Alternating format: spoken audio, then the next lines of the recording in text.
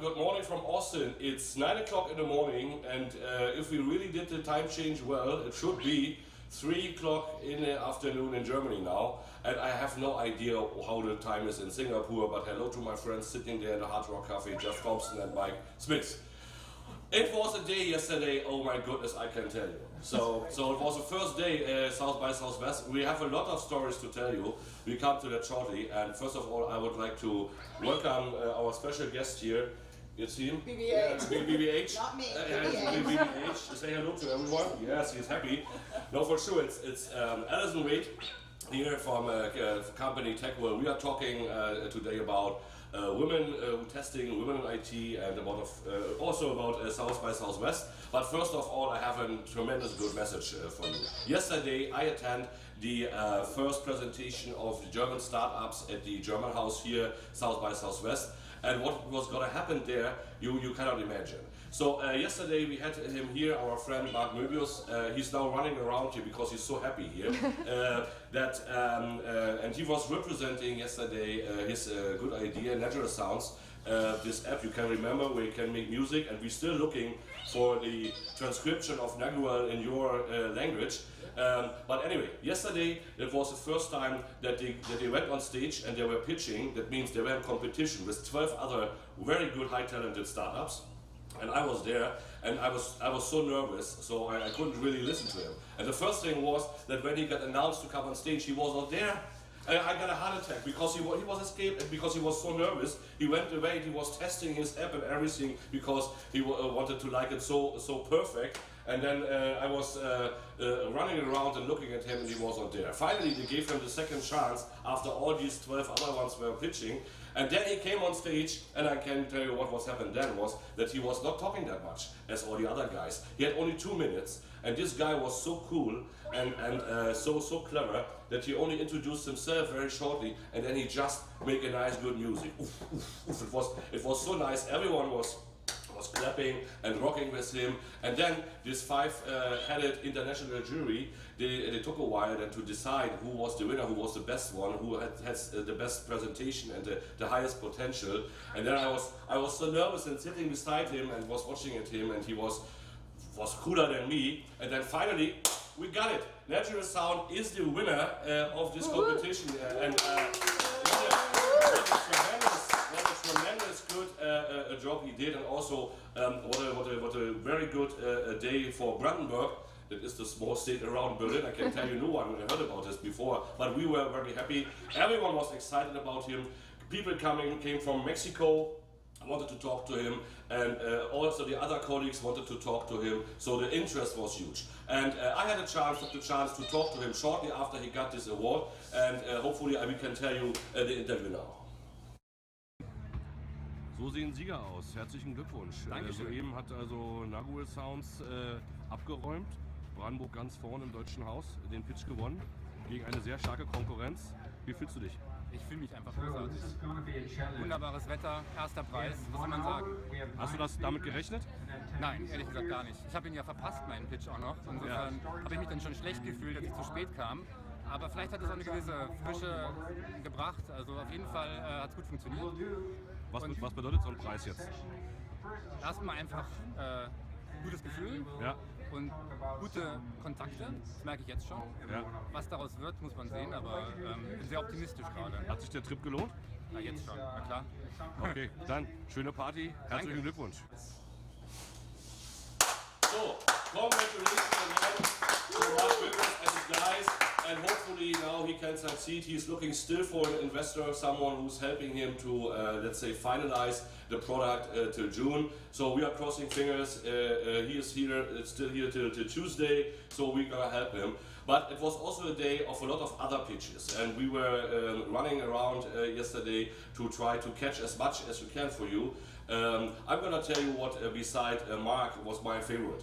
As I told you, there were some 12 others were introducing their ideas, and what I saw yesterday was a guy from Munich. The company or the product is called Nate.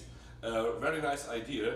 What they are doing is they had an idea that for example, on average, they told us that more than 25 times you unlock your ad or your cell phone per day.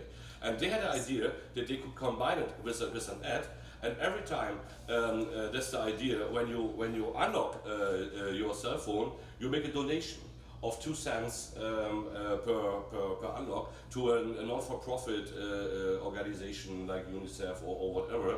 And it's absolutely for free for the donator, because the companies putting the ad on your cell phone, they are paying for that. And that's a tremendous good idea. It's quite easy and fabulous. And he said that they're on the market since 3 weeks, and they made in 3 weeks, they donated already 15,000 euros. So that is something I really I think it's a very good idea. I talked to this guy, and I invited him to come here and to tell us a little bit more about this idea. If you would like to know more about this idea, it's Nate, N-A-T-E. Watch it out. I think it's a very good idea. So what was your favorite yesterday? Well, I went to a talk on diversity that I really loved, funnily enough. It was about women. Actually, I had 2 favorites, I have to say. So my talk about diversity was fantastic. It was a young woman from Pinterest who was talking about the lack of women in IT. And she just had some really great things to say. And I think, I'm not 100% sure if she's the person who did the GitHub study, or if she's the person or she's using the data from the GitHub study. But for everybody who has not heard about it, there was a study that came out on GitHub that basically code that was reused by people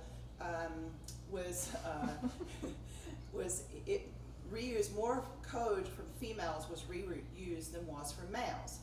And then they started identifying the sex of the person on the GitHub. So then they put profiles up and started identifying, and the use of code from females went down dramatically. Okay. So clearly when people knew the sex, they had more trust in guys' code than they did in women's code. Really? So this was, when it was a blind test, it was the other way around. Yeah. So this talked about biases. So in her efforts to do things at Pinterest, she's done a lot of stuff to try to help women, and Pinterest is committed to some quotas to help furthering people's careers, and she just did a great job. Amazing. Let's talk about this topic then a little bit later on when we're coming to topic women in IT. It's related to that. You went also, according to some pitches. What was your favorite yesterday? We went to the accelerator pitch, which is a very important pitch here in Texas. There are the best 48 companies of the world are competing, and we watched the category entertainment and content, and there were 4 startups presenting themselves. The first one was, I think the name is Pop-Up Play, and I think that's a very trend-setting idea, because they developed an app where children have the possibility to create their own toys. So there's, for example, a play castle they can create. They create it on the iPad, and a few days later it will be delivered. Okay. So yeah, it was great. So if my daughter Victoria is watching that now, I have a problem now, yes. Yeah. So, and then we saw Print, and they developed an Apple case for the smartphone, and it's able to print out photos. So you can print out your own photos. They have the size of a passport photo. Immediately you can share them with your friends, which was great as well. But the best pitch was for, of course, Beslet. Yeah, Beslet. Yeah, another startup we are supporting. Yeah. They are a little bit disappeared, right? Do we know how successful they were? No, we don't. We don't. Because today are the finals, and the best 18 startups are competing with each other, but we didn't hear anything from Beslet, but I think we'll see them today. So please, Beslet, if anyone sees watching the guys here, meeting the guys here in Austin, tell them they should call us. We would like to know where they are, how successful it was. So we are still keeping our fingers crossed, but the decision was done, I guess, at 6 o'clock yesterday. At 6 o'clock. So either they are still on party, or we just don't know, So, but we will find it out today. That is no question. But I can tell you that the jury was very excited about Beslet. They were talking a lot about them, so I hope they will have a chance to win. Okay, so again, to remind you, if you have any questions, comments, or specific needs, beside that you want to produce your own toy, you can write us at HIGHFIVE _ISQI. Send us your question, messages, comments. If you have questions, we will discuss it here immediately as soon as we get them in. So, what is on the program today? I guess the important thing is that the trade show is starting today with a huge hall of exhibitors. I will go there, see what I can find there, try to find some nice information. I will join the German exhibition booth, or the official booth of the German delegation. By the way, I heard yesterday, and that is interesting, that at this time at South by Southwest, the German delegation with almost 1,000 accredited delegates, it's the biggest creative delegation outside of Germany ever. So we are bigger than Barcelona, and so for Germany, it's quite a huge success here. Good thing that we have so many companies and representatives here, and hopefully next year will be even more. That we are, let's say, number one. We are number three, I guess, number three overall. So more than 1,000 people here. So for Germany, hopefully, and all for the companies, I wish them huge success. The German house was rocking yesterday. The German house was rocking. You went there. You've been there yesterday, Yes, right? with you. Oh yes, I can remember. And the rest of the group. Oh, it was so crowded. Yes. It's No, crazy. no, it was very nice people there. Yeah, Yes, it's it's very interested great in the day. talks. Yes, And it the was. tacos were good too. And it was the state of Baden-Württemberg presenting yesterday, and we had Kyle had my sausage, and I had this kind of potato You salad. want to say that on TV. No, I gave him this bockwurst, this famous bockwurst, what you are talking about. It's early in the morning. Get shut off. You know? Okay. You see, if you invite the right people, it's starting to become funny here. So I would like to give you a little bit an update on the program, because we have to change a little bit the presence of the startups here. So today we don't have a startup. We have Alison with us. We have a lot of things to discuss. And tomorrow, it is, when I'm right, is Monday, correct? And on Monday we will have whom? Do we know that already? Yes, we have Basenet was invited for tomorrow. Basenet was actually invited for tomorrow, but now they will come on Friday. Oh, Friday, when Demi Lewis is here. Demi Lewis confirmed yesterday again. She's obviously so excited to come here. We are preparing everything. She is presenting her latest song is called Taxi Driver. You can find it on YouTube. You can buy it there. It's a very nice song. Demi Lewis from Sydney already. Yes, Actually, Australia is here, and based on Friday. Who's coming tomorrow? Dear Reality. Dear Reality. Virtual Reality. Virtual reality. Oh, that was fancy yesterday, right? Yes. We saw it together. These guys with this virtual reality stuff, and they were lying on a kind of how would you describe It was it? like a bed almost, but they were on their knees and on their arms. Like a And dragonfly, they- right? Yeah, like a dragonfly. They could steer steer the path. They said it was really good for their arms and their core. Yeah, because that's why I decided not to do it. Exercise, I was scared when I saw the picture, the DC, but also because of this exercise. It is for body shaping as well, right?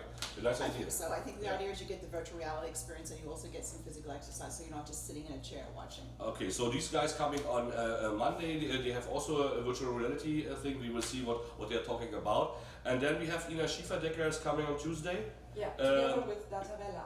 Together with Datarella. Datarella is data science as a service, also a nice topic.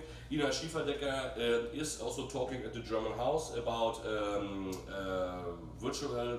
about smart city, exactly, where she is the expert, and we are talking here with her about ethics and IoT and in IT, also a nice topic. We will see what her opinion is on that. Yes, and then we have on Tuesday evening here at our house a special event. Unfortunately, it's sold out, right? We have a Brandenburg barbecue here. We invited a lot of people yesterday, and all the invitations we went. We are totally overcrowded, sold out. We will let's say tell you who is coming. We make some interviews, and then hopefully we will have a nice barbecue. And then we will also have a lot of sausages for my friend Kyle here. Then on this barbecue. That's a running gag. Forget about it. Okay.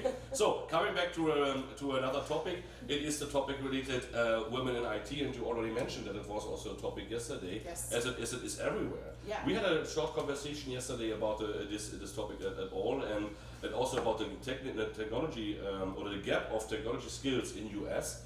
And you said to me that, in your opinion, it could be a way, let's say, to fill this gap if we can motivate or could motivate more women to find a way in IT professional careers. But before we talk about other women, I would like to talk about you. because you are representing a very successful career in this area. We know that you are running, responsible for one of the most important conferences, not only in US but also in Europe, I learned, and you're always catching the hottest topics and everything. I am attending regularly these conferences like Star East and Star West. That is Alison Wade behind it, if you wasn't aware about that. And you're also representing Techwell. That is one of the, we can say that, biggest training providers, or the biggest training providers in IT here in US. So could you describe a little bit your journey until you came to this position here? When you start, what was your motivation to enter in this domain, this IT domain? Well, I think I'm a classic example of a woman who really kind of fought her way through a path and created a path of my own to get to where I am today. I actually started with a degree in early childhood education. So it's very different from what I do now, and I don't have a background in IT. But I was so motivated and so interested in IT. I started learning about it. Really, my very first job, I got tasked with learning some software, and then I had to manipulate the software and do things with it, and that's when I started getting interested in how software works and software development. Very early on, I was involved in software development. I had no idea what I was doing back then. I did not know I was developing software. I did not know I was a product owner. None of those titles existed back then, but I learned quickly from other people what it was all about and what I wanted to do. And so, I also have a background in organizing events. So I organized a ton of events across a ton of different things. I worked in tourism, I worked with other countries, and then now I have, I started with SQE a long time ago, about 15 years ago. So I've seen SQE is now Techwell, right? Yes, correct. SQE is our company. We've rebranded as Techwell, and I've seen a tremendous change over the last 15 years in software testing. The profession has grown tremendously. Obviously, the technology has grown. We've gone from client server to the web to mobile, and now we're going into IoT. So that's changed. So testers have had to change with that. But just in the attitude of testers at the conference, years ago when they used to come, people would come and they would embrace each other. Oh my God, you do the same thing I do. I'm so happy to meet you.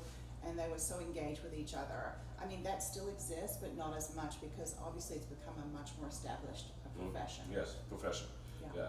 And I guess we have to mention that the ISTQB, the guys who are meeting currently in Singapore, they did a lot to let's say, to develop the tester as a role into a profession, right? Because they were defining the standards and everything. And is this a kind of standardized qualification also a chance of women? Because you started an initiative of women who testing, so that it sounds for me that you either think that women are the better testers, or is it a better chance for women to start a successful career in this field? So what's the motivation behind that? Well, the motivation behind it for me is more about women in general than it is about testing, honestly. Because I've been around women testers my whole life, this is a group of people I know really well, and I have great camaraderie with women in testing, and I know them, and I know their careers, and I know their challenges. So this is about giving women a chance to meet with other women, talk with other women, and learn about other women's careers and paths and challenges, because they are having different challenges every single day than men. We talked about the gender bias that people have. We talked about the fact that their incomes are considerably lower, like 79 cents on the dollar. We talked about the fact that there's just other things that are. But the family, taking care also for the family, they have these let's say triple role to cover the profession, the husband, and also the kids growing up and everything. And could you? I know I'm a little bit aware about the situation in Germany, and also a little about the situation in the Middle East, because we also run special campaign initiatives to, let's say, educate or qualify women to get better chances to enter good jobs. How's the situation currently, maybe not only in IT here for women? You said 79 cents per dollar. It's a difference between the income. I guess it's almost the same in Germany still. We had in Germany, we talked about it yesterday, political, let's say, tries to influence this a little bit. So the quota, for example, that that some executives board they have to have a certain amount of women there. Do you have similar initiatives here? How's the situation today for women to study? I think it's being taken up company by company. Like Pinterest is a company that has decided to do quotas, and actually in the room yesterday when I was in there, there were several people in the room that raised their hand and wanted to talk to the young lady who gave the talk off to the side to say, we're trying to implement this in our company and we want to know what's the best way to go about it. Because people are afraid. They're afraid if they make a commitment, they're not going to be able to get it, to establish it, but they're moving in the right direction by making that commitment. So I think that there is definitely a movement to do that. However, I think it's up to the individual companies a lot of the time. It's not a state mandated thing as it is in Germany, right? It's legally mandated. It's not a legally mandated thing here in the US. So individual companies are making those decisions. But is that working? I mean, I talked to my hairdresser, and she told me that, for example, maternity leave is only 6 weeks here, right? Oh, yes. And she said she's already happy to have 6 weeks. Usually they don't have this, otherwise it's unpaid. Yes. So in Germany we have this very comfortable situation that the women could stay longer with the kids after they give birth. Is it only up to the companies to solve it, or should there be a little bit political support, legal support on this? Well, that's a very hard thing in the US. I know, that's why we're talking about it. Well, it should be. Yeah, what it should be and what it will be, I think, are two different things. Okay. I, of course, think it should be. Yeah. What it will be, it will be. So I think for now, it's up to the individual company. Okay, but let's talk about the benefits for a company doing that. So probably the motivation for a company doing such things, invest in some, let's say, more flexibility or all these kind of things, could create benefits for them. How could a company benefit from such a strategy to do more for women in their Well, company? I think it's not only a women issue; it's a family issue. Yeah. Right. It's men and women, and I know plenty of men who have taken maternity leave to take care of their kids, or they've swapped roles with their wives. So I think in the modern society that we're in today, everybody needs to move mentally into that modern society, to thinking about what's the workplace like now. It should be an equal workplace where benefits and things like job shares we were talking about, things like flexible hours are given to both parties in the family so that they can take care of their family. Okay. It should be on both sides. And with your initiative, Women Who Test, what is your plan? How do you support this kind of, let's say, movement you describe? Well, I think first and foremost is having a conversation. That's always really important, because if you don't talk about these things, they don't get said, they don't get heard. So one is having a conversation, and two is so there's some physical things that I've implemented. One of them is a day for women On your conferences? at the STAR conference. Okay, yes. but what does it mean, a day for women? Only women participate, or Yes. or the talks only? They're for women, by women, women all Why day is that needed? Are they different when they're only talking to women and not in Yes. front of men? Absolutely, Okay. absolutely. And at the last one, there was conversation about, like, we can't be successful with this unless we bring men into the room, and that is true. That is absolutely true. We do have to have the involvement and support of men, and I assume that most men want to do that. They have wives, they have daughters, they have nephews and nieces, they have people in their lives they want to be successful. Yeah. So I know that many men want to be engaged in that conversation, but there is experiences that only we have that are unique to us that we like to discuss as a group, and it's a great way to do that. So the day is a day of, I guess it's at the end of a long conference when you've done a lot of learning and a lot of training and a lot of skill stuff. It's a great way to unwind with a group of women, and then there's a keynote speaker with some really super inspirational talks. The talks actually were some of the highest rated talks I've ever seen at our conference. Okay. They were just I had, out of all the emails, I think I had one negative comment. There was just so much positivity from these women, and there was so much hunger for them to talk to each other. Jamie Newberry came. She's an amazing speaker. She talked about how she redesigned her life after going through some personal crises and then going through a lot of career changes. She's a designer, and she used her design skills to redesign her life. Yeah. And when is the next chance to attend? When is the next study? It is in May. In May. At Star East, and it's going to be Friday, May 6th. Okay, so if you are a woman and would like to attend, you can send us a message now, HIGHFIVE _ISQI, It's free. That means it's free. okay, it's free. You should come. It's a wonderful atmosphere there. I know that the conference is very well organized. You meet a lot of exciting people. Alison, when we had a couple of days ago was the World Women Day, right? Or International Women Day, however you call it here in the US. And I saw some posts, and there was, for example, one post I saw was the 100 most influential women in IT. And I was, let's say, a little bit surprised.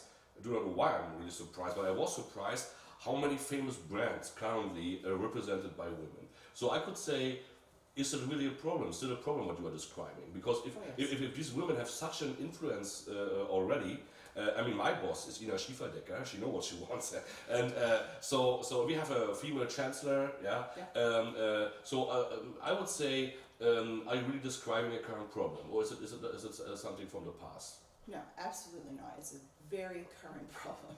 Very current problem. If you talk to any woman on the street, they will tell you it's a current problem for them in this world. And I think having a few token women does not mean that we've made huge progress. And I know you have, Angela Merkel, right? Yeah. She just made Time magazine. 29 years, there's not been one woman on the cover of Time magazine, and she's on Time magazine. So that right there tells you, just because we have one woman on Time magazine does not mean that this problem has been solved. Well, but why are all these women coming back to the companies, to these huge brands? Why these women are not using this influence they have to change the world? Oh, I think many of them are. Are they doing? Many of them are. Yeah, absolutely. It's the fact that we are talking about such also already a result that more and more people are getting aware of this challenge? Yeah, I think so. I mean, you have to understand too, when they get there, it's a struggle for them. There's Mike Moritz, the guy that was interviewed by Emily Chang from Bloomberg, and he basically was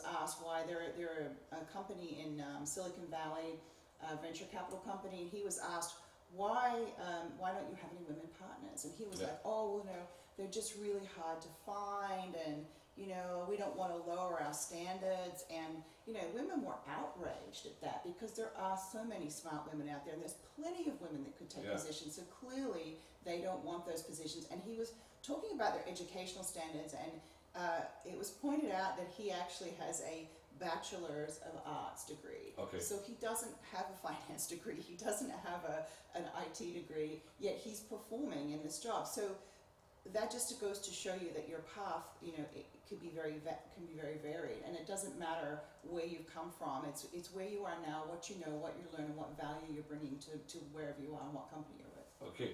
Before we talk a little bit about specific ideas what a company can do, let's say to support families, as you said, not only women, because it's a family issue. We have any questions from? Yes, we have a question, Alison.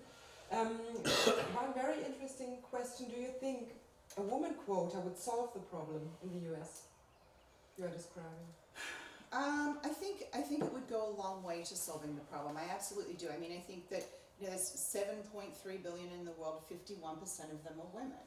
So there's a lot of women out there who are not getting the opportunity in the job. So I think a quota would go a long way to solving the problem.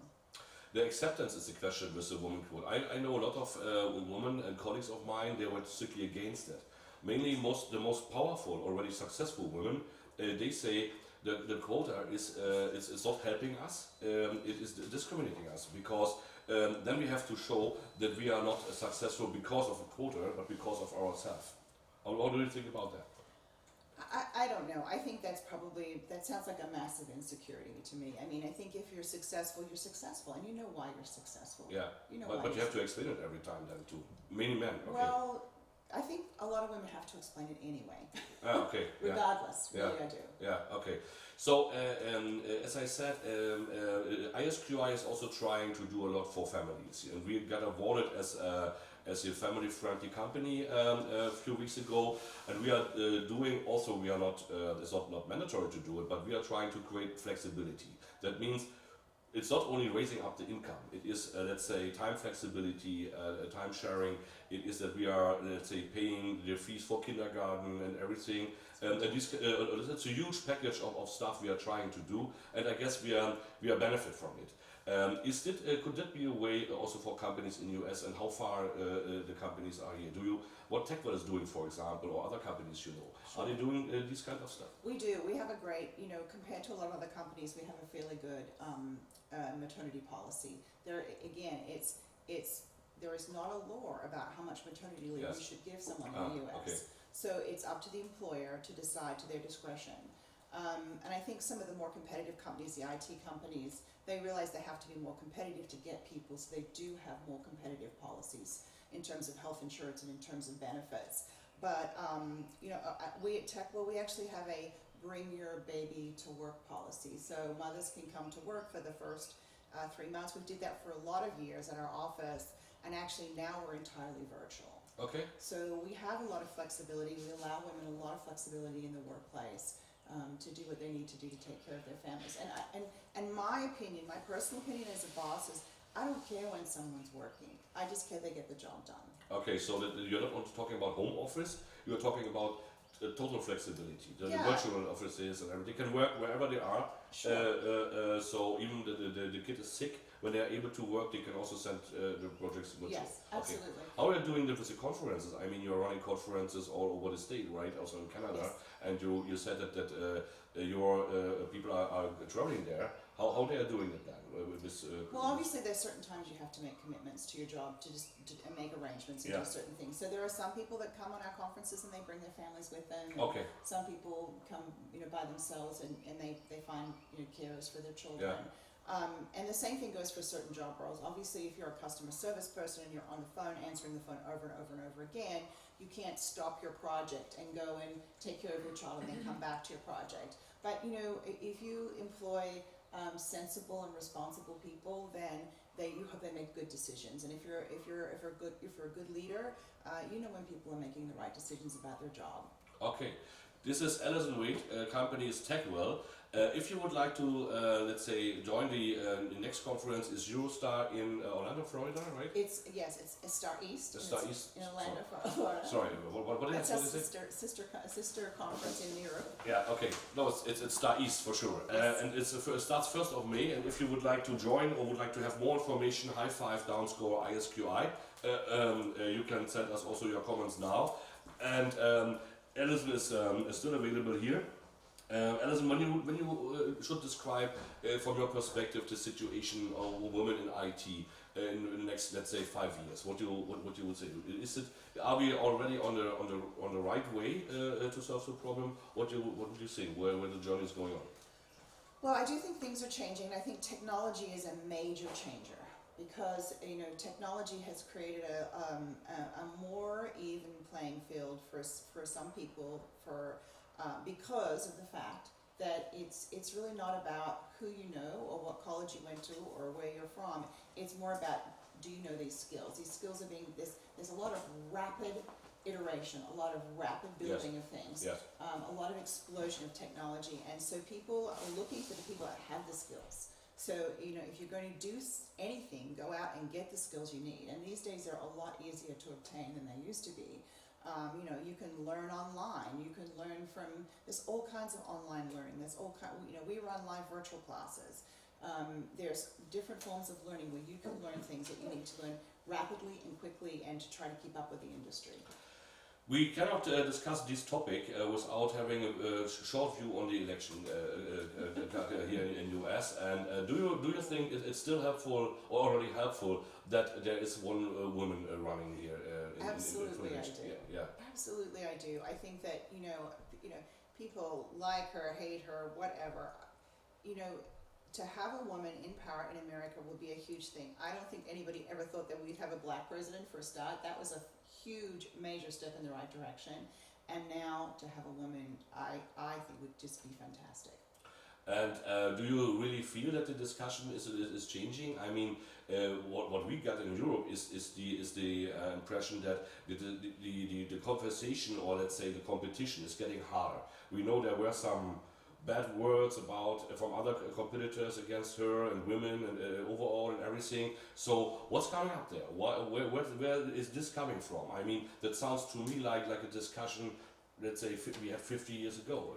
Yeah, I think the problem the problem with American politics is that it's a two-party system, right? And you have extremism on both sides, and that is the problem right there. I think that you're always going to have naysayers about different people. I mean, Obama's speech at South by Southwest here, I thought it was amazing. He's an incredibly thoughtful man, and that's what I want in a leader, is someone who's really thoughtful. And you know, he talked about, honestly, about the problems of software in government. And you know, we work with government clients all the time, and we see some of the problems with the industry and how outdated it is and how behind it is. And I see that he is trying to move it into this century. Yeah. But it's an uphill battle, and I think that I loved his honesty about how they procured the wrong people, they got the wrong software built, it failed, it wasn't tested properly. I mean, it was like the perfect storm of all that stuff that we talk about and that we teach to people. Yeah. And it happened in the government. And then they brought in a team, a SWAT team of really smart people from all over the country to help fix it. Yeah. And I thought it was a great, honest conversation. I was thinking he was talking about Germany, because we have sometimes, I have the same impression there, that with the government is something wrong there when we looking at these famous and huge IT projects. Right. So why they are not going in the way the industry is going since 10 years. Yeah. But if we are talking about women in politics, we have also to remember Michelle, you remember it's coming, also Michelle Obama, and also Nancy Reagan, I guess. The funeral was a few days ago. Also very quite impressive lady. Do we have additional questions from outside? Just a question regarding conferences. What experience do you have with speakers? Are there a lot of women speaking on conferences or on your conferences? Right, so this is getting back to why I started Women Who Test. This is one of the primary reasons. So first of all, when I was going through the amount of submissions that we had like, I think it was 300 submissions and for a conference. And I think it was 12% of them came from women. So I went back and I looked over the years, it's the same. And I'm like, why are women not applying to speak? They're not applying to speak.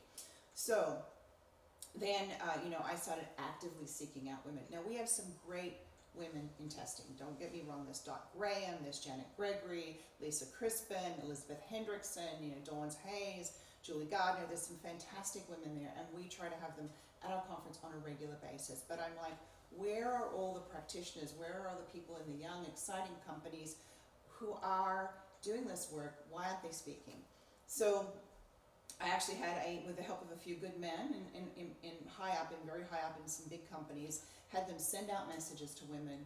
Please, this is a great conference, come and talk. We got a lot of responses, but very few followed through. And after having some personal conversations with them, I sensed there was a lot of insecurity on their part about what they knew. And I'm telling them, no, this is great stuff. You know your stuff. Yeah. You can talk about this. And they're like, oh, I don't know. So I sensed a lot of hesitation. So I was like, okay, I need a day for women that really helps empower them and really helps create an environment where they feel really strong about what they do, so they can submit and they can talk. So how do you feel securely then after when they are talking and compete, or let's say compare only with women and not with the entire audience? I mean, I don't think they feel they're not really comparing themselves. What they're doing is they're validating what they know, and they're talking to other people about how to solve problems. For example, Melissa Benoit is one of the people that is a speaker, and she worked at Microsoft for many, many years. She's worked in a highly male environment. Now she works in a gaming company. Mm-hmm. And Melissa's talk is being the lone female voice of reason. So very often when you're a software tester, you're that lone voice of reason, like, oh my God, we cannot ship this product's terrible, no one wants to listen to you, this needs more testing, because they're too interested in getting it out the door and getting revenue, right? So you can be this lone voice of reason. But what happens when you're, not only are you that lone voice of reason, but you're the only woman in the room being that voice of reason. Yeah. So she just gives women really practical tips that she's learned over the years that have made her successful in dealing with these situations during this talk. So there's that kind of practical stuff. Okay, that is Star East in Orlando, Florida, beginning of May. Hopefully you will attend. yes, if you do not have any additional question, I would say that you can let's say proceed with this discussion. High five downscore ISQI, and tomorrow at 9 we will be back here with one of the companies we are supporting here.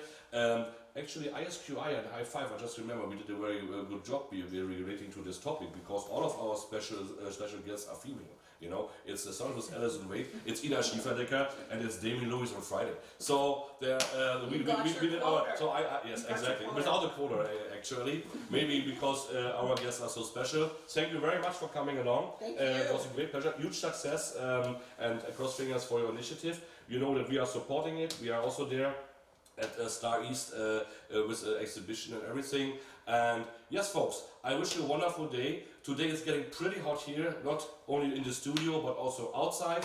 I'm going to the trade show.